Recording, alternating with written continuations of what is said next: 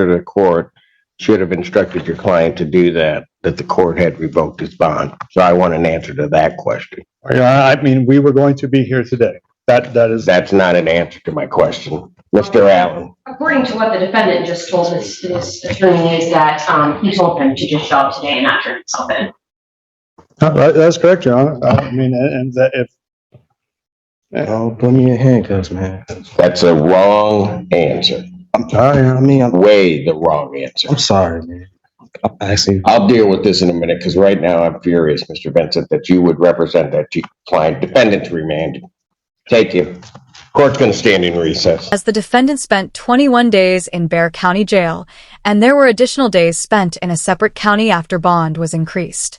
The defense insists that these days should be counted toward his violation where we asked the court to revoke bond and issue an immediate warrant report to do so. I checked XGL. He's not in custody. I don't see him present.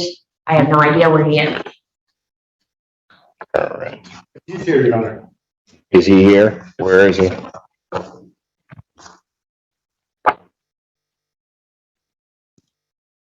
Where? You need to come up. I'll call your case. Court calls the case of People versus Cameron Carter. Morning, Your Honor. John Vincent on behalf of the defendant who stands to my right. All right. Say your name. Come on, Carter. All right. We're going to deal with the bond hearing first and then decide if we're going to go with this case. Okay.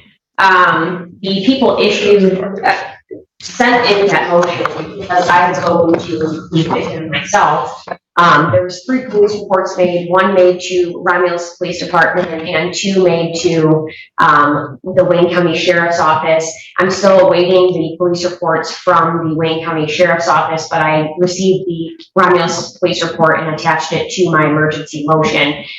There was texts and things that were said by the defendant threatening the life of the victim. When I spoke to her on the phone, she said she was extremely concerned for her safety, and I shared those concerns, which is why I filed the motion. I'm not sure why Mr. Carter has not turned himself in this warrant and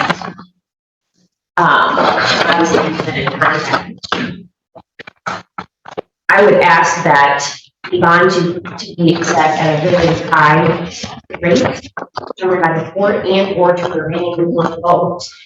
These are 3 different violations of bond. He also has he has the no contact, he has the no go to that we have in this case, and so I don't understand what the reason to reach out for any reason.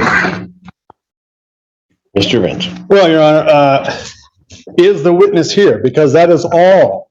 I mean, all the allegations are based on her words. There's been no police contact, no video, no third-party witness, no DNA, no fingerprints, no police contact with my defendant here. So he wants a hearing on this bond violation? None of these phone numbers connect to his account.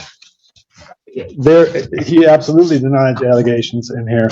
There is no physical evidence, and if there is not a witness here, Your Honor, then both the underlying case should be dismissed and this alleged... I'm not even talking about the underlying case. So just deal with what I told you to deal with. All right, well... Does he want a hearing on the bond violation? Absolutely, Your Honor. When are you going to have the other report?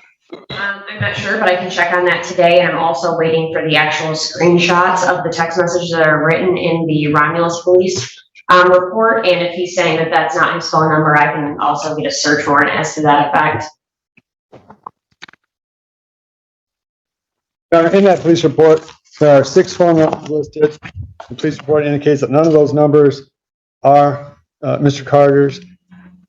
If there are screenshots, I have not received those screenshots. It's the first time I'm hearing that there are 2 other potential police reports out there. However, this police report says that 2 officers showed up. I don't know how a Wayne County Sheriff's Department police report would be any different than this, as far as I can see, there were no Wayne County sheriffs on the scene of this alleged incident. There's just simply no physical evidence. There's no third-party evidence, And frankly, the time, had to endure a lot: threats, explicit videos sent to her family, and the defendant repeatedly ignoring court orders to stay away. It's clear that this wasn't just a bad breakup. It became something far more dangerous. The plea bargain in this case caps his sentence at 12 months in state jail. The prosecution agrees this is an appropriate amount of time, especially considering the history of violations. And of course, there's still the no. I did. Before I revoked your client's bond. I did. okay, well, I would hope you did. When you start to read through it, the allegations in there, either it's a lie or he's the luckiest guy on the planet, because I would think that the Romulus PD would be able to get over there in the length of time that all of this stuff is alleged to have happened and find a purple Taurus. She says at 1 p.m., he began to call her, and it somehow got into an apartment, beat on the door of the apartment, left the apartment, started yelling through the window, and generated somehow, all while outside, 6 other phone calls from 6 different numbers, none of which line up to the defendant. If she's not here, Your Honor, then I think that is a very, very strong indication that this is not factual. The other thing in this, Your Honor, this person alleges that he stole a gun from her in Pittsfield Township. Yeah. Well, if that's the case, then shouldn't this have been a little higher priority? I think the prosecution knows that this is not accurate. There's just simply, there's nothing before the court today to indicate that he is guilty of what they're saying he's guilty of. If she's not here, she should have been here. There's no Romulus police officers here, not that they saw anything anyway. There's no third party in the police report. It says witnesses, none. Wait a minute. He's broke into this apartment complex, banging on the door, goes outside, supposedly shouting the N-word. Don't you think somebody would have witnessed that, especially at 2 p.m.? Without a witness, without some shred of physical evidence, there's nothing. This is just the allegations of someone who did not bother, apparently, to show up to court, both for this and presumably for the underlying charge. First thing, this defendant is on bond awaiting this final settlement conference where he's charged with domestic violence. He's also on bond awaiting pretrial where he's charged with child abuse sport. He's also on bond waiting a probable cause conference where he's charged with resisting and obstructing a police officer and fleeing third degree. Mr. Vincent claims that he knew nothing about screenshots. Well, I just said on the record I don't have them. I'm awaiting them. But they are in the Romulus police report. They say that they do have screenshots, so maybe he didn't read that report. Also, wait, Your Honor, I don't have screenshots. You will not interrupt, ever. I let you go on and on. I told you what I'm trying to focus on here. Keep trying it, Mr. Vincent. You're going to run into trouble with me real fast.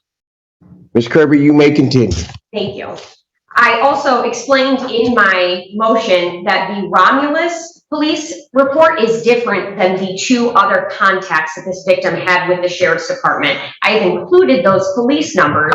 Those are also in the motion. So I'm not sure what he means on, I have no idea why the sheriff's department and Romulus were here. No, it's completely different. And I don't have the accusations in those. I'm awaiting to get those, given that they're not in our county, and I followed the process to get those. Also, this is, if we're having a bond violation hearing, I would just remind the defense counsel that it's not beyond a reasonable doubt for a bond violation. So I would ask the court to take what it has in front of it, including the Romulus PD report, and either return so I can get the other police reports, and so I can get the actual screenshots and possibly a search warrant for this. And I would ask for the defendant's bond to be revoked and he to be remanded. Given the seriousness of this case and the seriousness of his other 2 cases, I do believe he's not only a threat to the victim, but to the safety of the community and also children. he seems to find it funny as his defense attorney speaks, which also tells me that he does not take this as serious at all. Which needs to be enforced. The defense's argument. The defense argues for credit for time served on misdemeanors, as the defendant spent 21 days in Bexar County Jail, and there were additional days spent in a separate county after bond was increased. The defense insists that these days should be counted toward his sentence. However, the plea deal doesn't include this, and the judge will make the final call.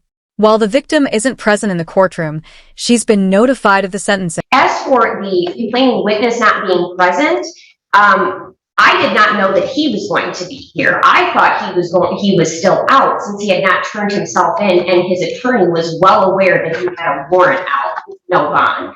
So she is not present. Last time I spoke to her, she was in fear for her life. She said she would continue to answer the phone, but she has been placed in a different place that I know of the location that she does not want me to share out loud. I have no problem sharing that with the court, but she is not present. And regardless if she was present or not, I can still proceed based on forfeiture by wrongdoing with the interference that the defendant has committed himself through these other police reports. And I was going to ask for time to get those anyway so that I could present those at trial. So regardless if she is here or not, and just for the record, the court rule does not actually say I have to have a witness present. It actually says I have to say if I can proceed or not, which is what I'm doing. Thank you. Anything else, Mr. Benson? And if hearsay allegations, someone's not here. This all happened in the last 48 hours, 72 hours. Simpson's not here, but if I look at what's in here, first of all, you're mixing two things. Because certainly they can proceed by hearsay as regards to bond violation. So that maybe we can clear that part up, because so they don't need her here for that. As to the final settlement conference, the people have